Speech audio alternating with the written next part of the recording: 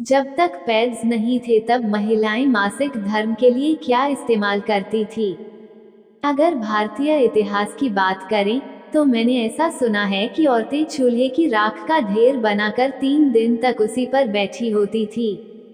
होता यह था कि चूल्हे की राख स्त्राव को अपने आप में सोख लेती थी और जलने की वजह से उसमें कोई भी बैक्टीरिया और कीटाणु नहीं होते थे।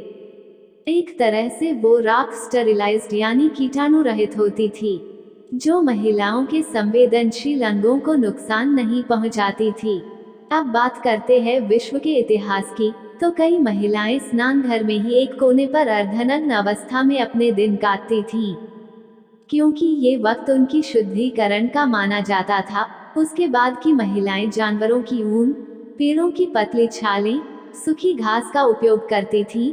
उसके बाद कागज, कपड़ा और भूसे को कपड़े में लपेटकर इस्तेमाल किया जाता था।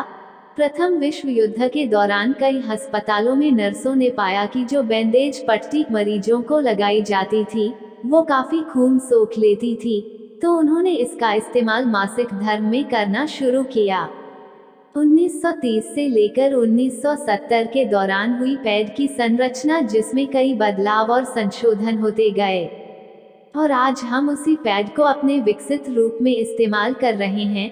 अब अपनी बात करूं तो पर्यावरण को मद्देनजर रखते हुए पिछले 6 महीनों से मैंने सूती कपड़ा मलमल का इस्तेमाल करना शुरू कर दिया है। जब बाहर जाती हूं तो थोड़ी असुविधा होती है, किंतु कहीं से तो शुरुआत करनी होगी। लेकिन यकीन मानिए, इससे रैशेस बिल्कुल नहीं होते, साथ ही बेहद मुलायम लगते हैं। इनको धोना आसान है, किंतु अगर आप इनको फेंक भी देते हैं इस्तेमाल के बाद तो भी ये पर्यावरण को नुकसान नहीं पहुंचाएंगे।